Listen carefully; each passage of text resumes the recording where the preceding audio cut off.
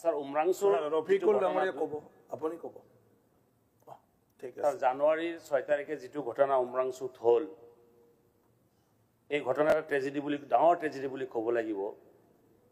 আৰু মাননীয় মুখ্যমন্ত্ৰী ডাঙৰীয়াই মাজতে এটা ইনকুৱাৰী ৰিপৰ্টৰ কাৰণে খুজিছে, এটা কমিটি বনাই দিছিলে। আৰু সেই কমিটি ৰিপৰ্টো দিছে যে আপোনাৰ প্ৰায় 30 জন লেবাৰ তাতে আপোনাৰ নিখোজ হৈছে। তাৰে 9 জনৰ নাম মাননীয় মুখ্যমন্ত্ৰীয়ে প্ৰকাশ কৰিছে। তাৰে ভিতৰত মোৰ সমষ্টিৰ 3 জন আপোনাৰ ব্যক্তি আছিলে, শ্ৰমিক আছিলে। তেখেতসকল হ'ল আপোনাৰ হুছেইন আলী, মোস্তফা শেখ আৰু জাকিৰ হুছেইন।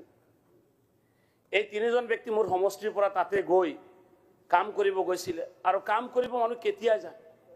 যেতিয়া আপোনাৰ ঘৰত অন্ন বস্ত্ৰৰ অভাৱ হয়। আৰু বিশেষকৈ আমাৰ মানুহখিনি ছাৰ অলপ অভাৱ অভিযোগ বহুত আছে। সেই মানুহখিনি মেঘালয় বা আপোনাৰ ডিমা হাছাও এৰিয়াত কাম কৰিব যায়। কিন্তু এটা পৰিতাপৰ বিষয় ছাৰ, যে 2018 চনৰ পৰা কয়লা খনন বন্ধ থকা বুলি চৰকাৰী পক্ষই বিবৃতি দিছে আৰু কয়লা খনন হোৱা নাই বুলি কৈছে। কিন্তু এই উমৰাংচুক, ডিমা হাছাও ছাৰ আমাৰ অসমৰ ভিতৰতে এটা জেগা, সেই জেগাত 30 জন মানুহ ছাৰ আপোনাৰ নোহোৱা হৈ গ'ল। সেই 30 জন ফেমিলিৰ কি অৱস্থা? এই যিখিনি ছাৰ নেক্সাছ, এই যে আপোনাৰ কথাটো কোৱা হৈছে চৰকাৰৰ কোনোবা নহয় কোনোবা মানুহ জড়িত থাকিব লাগিব ছাৰ। ইমান ডাঙৰ কাম তাতে চলি আছে।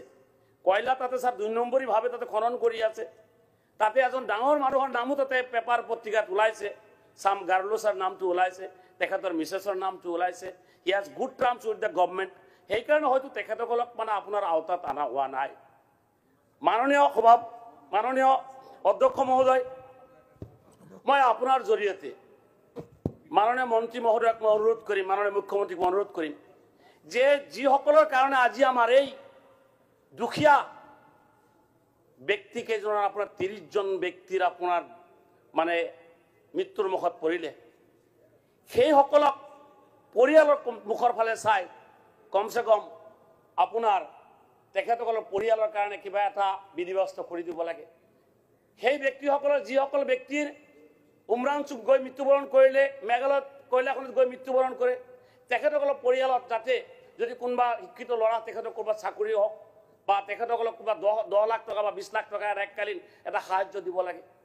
লগতে যিসকলে নেকি এই অবৈধভাৱে খনন কাৰ্য চলাই আছে, তেখেতসকলৰ ওপৰত আপোনাৰ বিহিত ব্যৱস্থা ল'ব লাগে। কিন্তু চৰকাৰ সেই ক্ষেত্ৰত বিহিত ব্যৱস্থা লোৱা পৰিলক্ষিত হোৱা নাই। মাননীয় অধ্যক্ষ মহোদয়, আজিৰ পৰা প্ৰায় 2 বছৰমান আগতে এনেকুৱা ঘটনা ঘটি আছে ছাৰ। মেঘালয়তো মোৰ সমষ্টিৰ পৰা প্ৰায় 4-5 জন মানুহ ছাৰ তাতে গৈ কিনে এই কয়লা খনিতে আপোনাৰ মৃত্যুবৰণ কৰিব লগা হৈছে।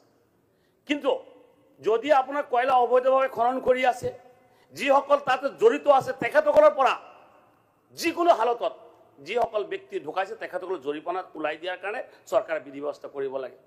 আৰু যদি লিগেলি যদি কৰা হয়, যদি কয়লা যদি আপোনাৰ খনন কাৰ্যটো লিগেলি কৰা হয়, তেতিয়াহ'লে যিসকল শ্ৰমিক তাতে লগোৱা হ'ব তেখেতসকলক যাতে ইঞ্চুৰেঞ্চ বিধি ব্যৱস্থা কৰি দিয়া হয়। আৰু যদি কোনোবা যাতে কিবা ক্ষতিগ্ৰস্ত হয়, এককালীন কিবা এটা আপোনাৰ বিধি ব্যৱস্থা কৰি দিব লাগে। মাননীয় অধ্যক্ষ মহোদয়, বিশেষকৈ এই উমৰাংচুৰ ঘটনাটো এটা ডাঙৰ ঘটনা ঘটিছে। ইয়াৰ ওপৰত এটা তদন্ত হ'ব লাগে। যিসকল বিষয়া তাতে জড়িত আছে, বিশেষকৈ ফৰেষ্ট ডিপাৰ্টমেণ্টৰ মানুহ জড়িত আছে, আপোনাৰ SP তাতে জড়িত থাকিব লাগিব, নহ'লে কোনোদিন ইমান ডাঙৰ কাম হ'ব নোৱাৰিলেহেঁতেন। গতিকে মাননীয় অধ্যক্ষ মহোদয়, যিসকল ব্যক্তি ইয়াৰ লগত জড়িত আছে তেখেতসকলক শাস্তি হেৰি কৰিব লাগে, প্ৰদান কৰিব লাগে। Thank U.